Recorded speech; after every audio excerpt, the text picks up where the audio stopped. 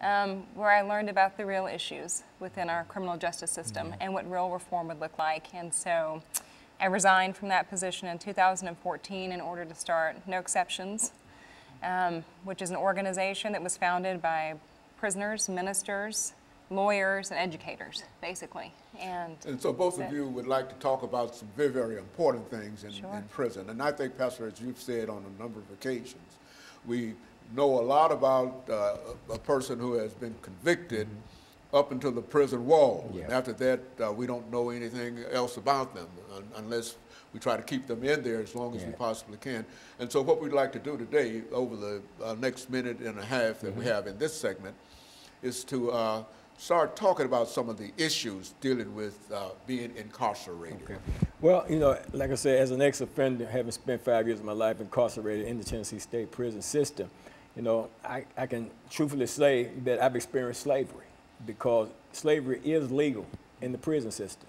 And they make it legal, they give you a job and they'll pay you 13, 14, 15 cents an hour.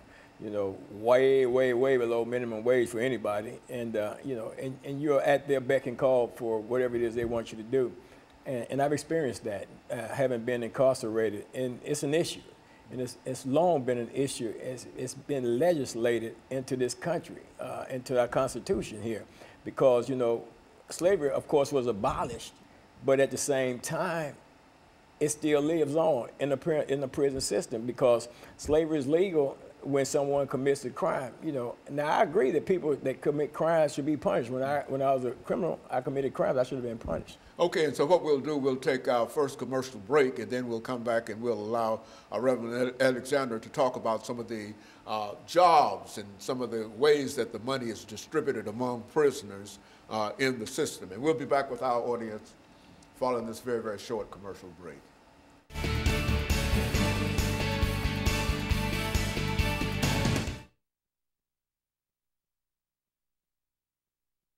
In the laundry. Prisons would not run without prisoner labor. Right.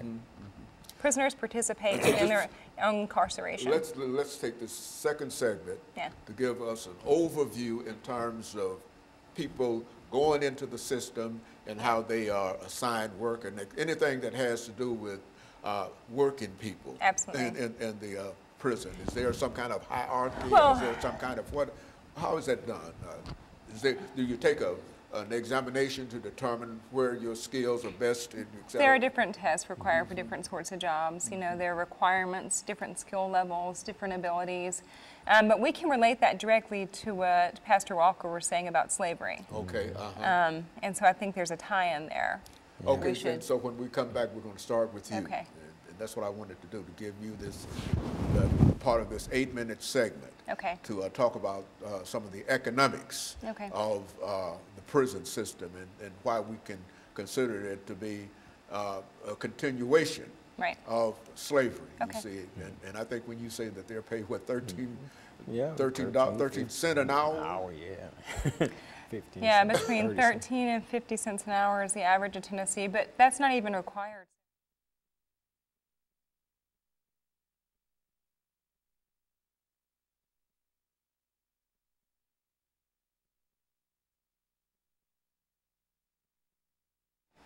Thank you and welcome back to the second segment of the show for today. We're talking to Pastor Walker and Reverend Alexander concerning abolishing slavery, modern-day slavery in the state of Tennessee, dealing primarily with the penal system in the state of Tennessee. And Pastor Alexander, let's see if we can have you to give our audience some information in reference to the kind of work that is done in prison and how persons become involved in this work, perhaps how much money is made, whatever you wish to give us, because I think that anything that you might give us is something new to me, you see, and probably much so to our audience. Let's do it from that perspective. Okay, absolutely. And what I'd like to do is I'd like to connect that to Pastor Walker's statements about slavery, since we're talking about modern slavery. You know, I hope that a lot of your viewers have seen the documentary 13th by Ava DuVernay.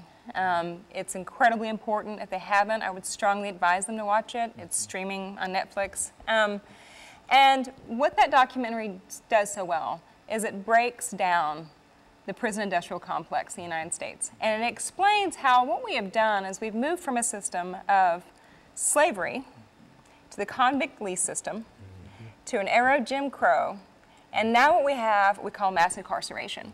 You know, so how does this continue? How does slavery keep manifesting over and over? And one of the ways is that we've never abolished slavery, right? So, and we think, what? Because we all learned in school, right? The 13th Amendment abolishes slavery, among other things. But actually what it does is that it narrows the category. So the 13th Amendment contains what's known as a criminality clause, which basically reads, if I could just read this for a moment, this is from the Tennessee Constitution, it's the same as the federal.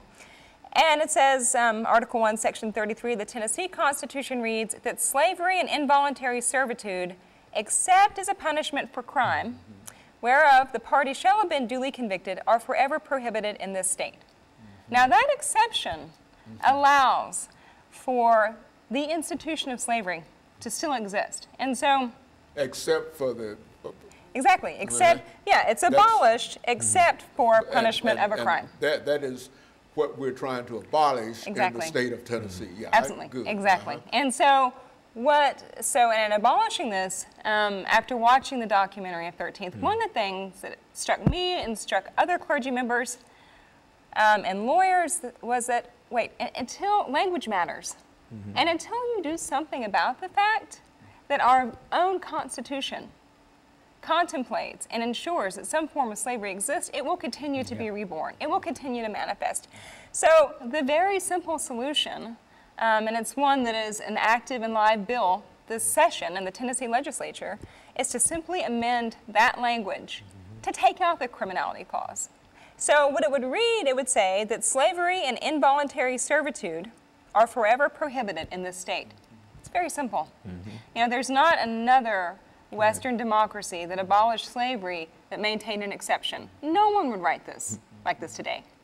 And so, but as long as you have that, then you can have a system where you want to increase your number of individuals who are incarcerated, because I agree with you, right, Pastor Walker, that there are times when it is necessary to socially segregate someone, but in a system of law, we contemplate that punishment should have an end.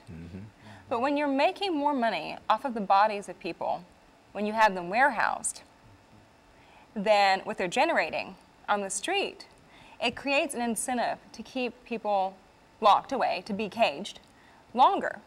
And you know, the economic impact, we can talk about the jobs within the prisons. People work all kinds of jobs. You know, the only way that prisons actually function is through prison labor. Prisoners participate in their own incarceration. They don't have the manpower to keep everyone locked up. I mean, we always have, a horrible time having enough security staff in Tennessee prisons. They're always understaffed, perpetually, and that's true across the country. So how is it we keep people who are really no longer a threat, the vast majority, and who would much rather be at home and could be productive out? How do we keep them in? It's because people are participating, because they don't want to stay in trouble, and they do want to go home one day. And so they work in every aspect of the prison. They cook food, they wash clothes, they clean the buildings, they keep up maintenance, the heating, the air, the water, they paint, they do construction, they perform clerical work, they're clerks. Every place you can imagine, there are prisoners working within a prison system. That's how it continues to go. And so in the state of Tennessee, on average, prisoners will earn something between 17 cents and 55 cents an hour, with some exceptions. But that's not mandatory. So for example, in other southern states like Alabama or Texas or Florida, and I believe even Georgia, prisoners are paid nothing. You know, and I hate to interrupt there, but that comes to mind in reference to the labor that is there, but who makes a determination as to whether or not that labor shall be used to do certain things, and who makes the decision in terms of that the prisoners should be compensated for what they're doing? That would be a decision made at the state level, right? So the state of Alabama has chosen not to compensate, but it's not really compensation. And if we're talking about the economic impact, I think we have to go beyond just what a prisoner is making per hour. Think about the economic impact on their family, because the majority of people on the inside have families on the outside. Many times they're married, they have children. You know, you have a lot of single parents on the outside. They're not really single, but their partner's incarcerated. And so they become a quote unquote burden on the system because the other half of that partnership is incarcerated and they can't provide for their families adequately. It destabilizes not just families, but entire communities. You know, and that's another way that it's modern day slavery. It used to be the case if someone did a crime, they would do their time, but then eventually get out and come back into the community. Now with our increased sentencing links that we have, people are incarcerated often permanently or for decades and decades, and what we see now are multiple generations of the same families. And that's when we say it impacts more than just a family, it impacts an entire community. And it has a very adverse economic impact on that entire community. Yeah. But when you have things like private prisons, prisons for profit, Right. you know, that are making a profit literally in trading flesh on NASDAQ, because that's what's happened. I mean, I don't think we can like try to find a euphemism for this. They're trading in human bodies, Yeah. you know. And these private prisons, they compensate, do they compensate prisoners that are incarcerated? It would depend on the state, and no more so than a state institution. But I mean, think about the economic impact of that. They're making money, right? Who do they owe a fiduciary duty to? Not you or me or the community, to their shareholders. Okay, so what we're going to do, we're going to making take money. this second commercial break, and we'll be back with our audience following this very, very short commercial break.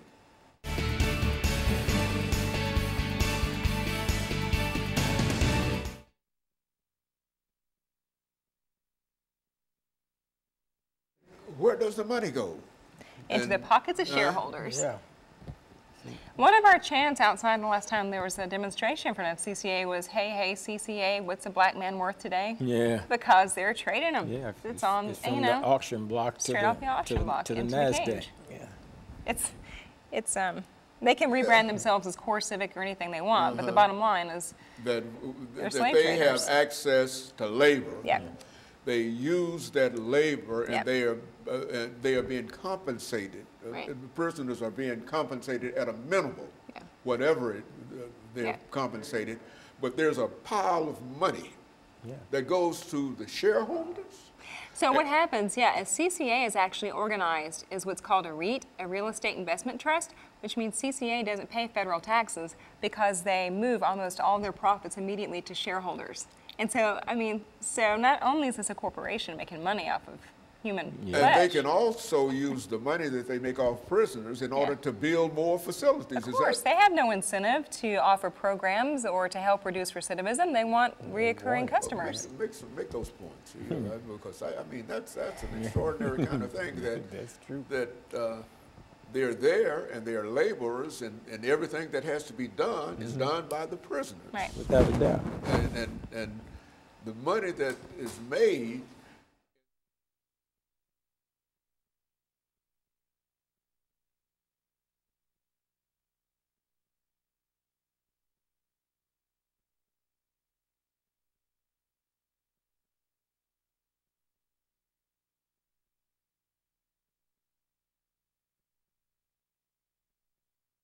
Thank you and welcome back to the final segment of the show for today.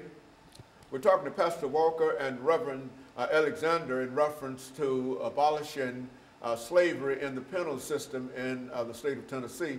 And of course, Pastor Walker, let's see if we can start off with you by having you to give us some information in reference to how this money flows, and I mean where it starts and labor. Because I think very, very few people understand exactly how this operates. We know that they're working there, but Well, first of all, Dr. Haney, you got to realize that technically slavery has not been abolished in the United States of America, because if there's an exception, that means it's still in existence. So slavery is still alive and well in the prison systems, and the incentive is people are making money. You know, you got private prison systems, companies, CCA, Correction Corporation of America, you know, that's funneling people, that are handling people that are being funneled into the prison system. You know, we go from being traded on the auction block to being traded on the NASDAQ now, and all these shareholders stand to benefit. You know, you have to ask yourself a question: who are the shareholders? You know, are the shareholders some of our attorneys or our lawyers or our prosecutors, our judges, or the like. You know, some of the shareholders, our legislatures. You know, in the Congress and House of Representatives and the Senate.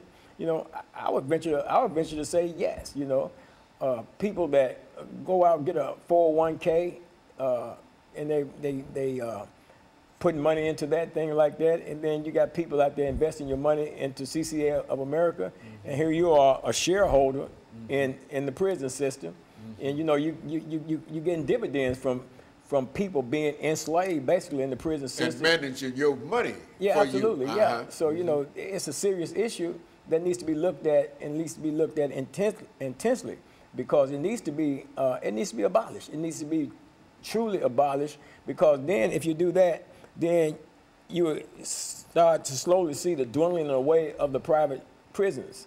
You start because there will be no longer any real incentive for them to continue to build these private prison systems, because you know there would be no slavery. You know, that net will be gone from them. So and then it would also diminish the school to prison pipeline. You know, all these things are set up by design. You know, you've got stories where you got judges that have been tried and convicted for selling people into the prison system because there were shareholders in these private prison companies and stuff like that.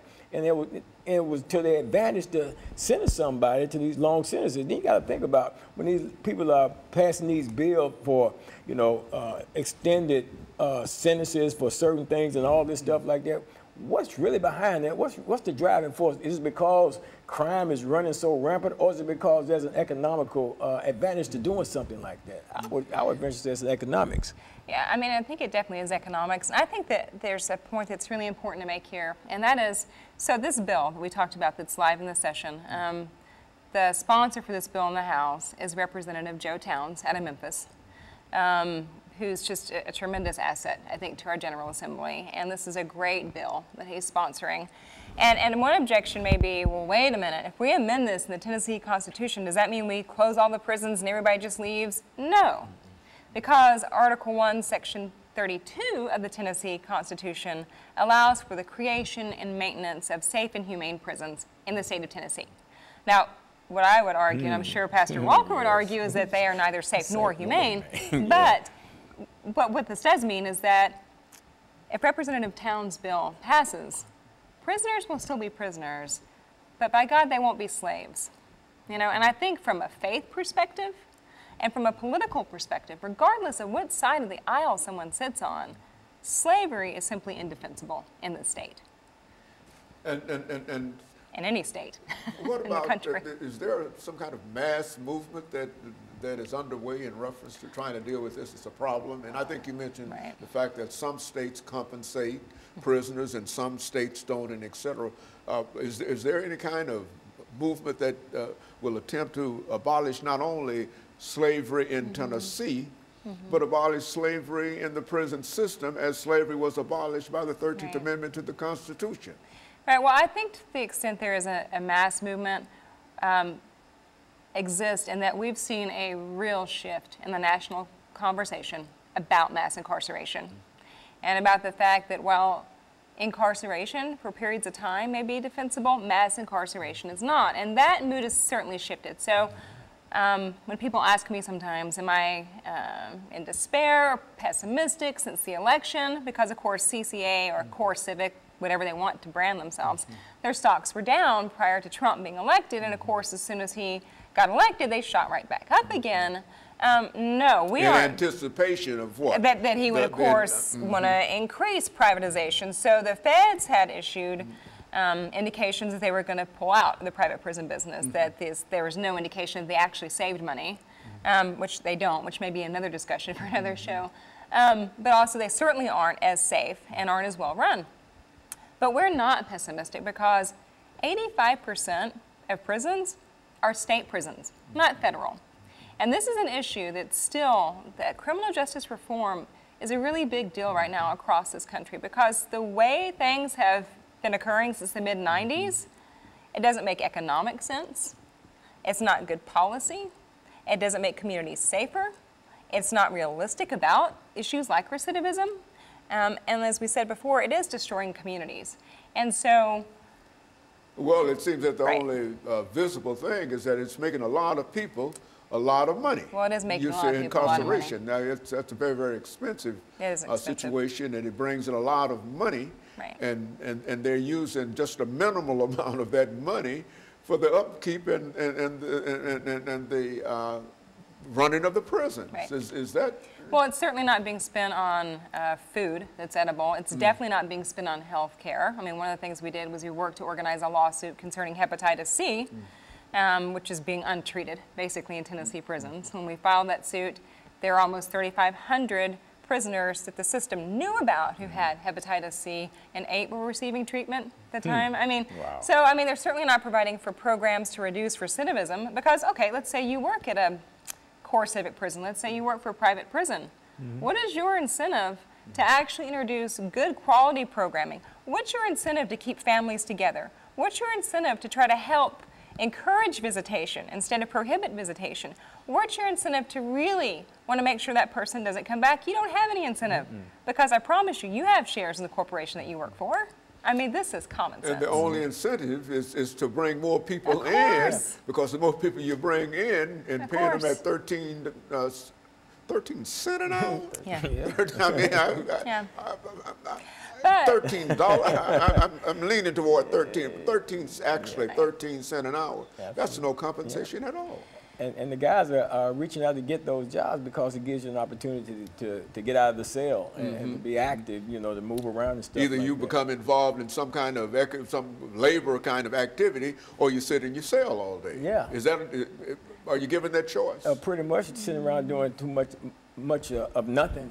You know. Well, you also have the choice to not work. If you choose not to work, then you're written up for disciplinary, right? And then you go to solitary confinement, which your mental health then begins to deteriorate. And so you're really forced to, in a real sense, to work in a prison, some kind of employment. Every person in prison has some kind of employment. Is that true? Well, no, not every person, because there aren't enough jobs. But people would prefer to be active, right? Anyone who thinks that prisoners have it easy, what is it, 3 hots and a cot, are completely disconnected from the reality of the prison system today. For sure. But do we have time? We've got this. We're talking about prison reform. There are a number of very good reform bills, and sponsored by Republicans, not just Democrats, but by Republicans in the Tennessee legislature this session. So there is reason to be optimistic.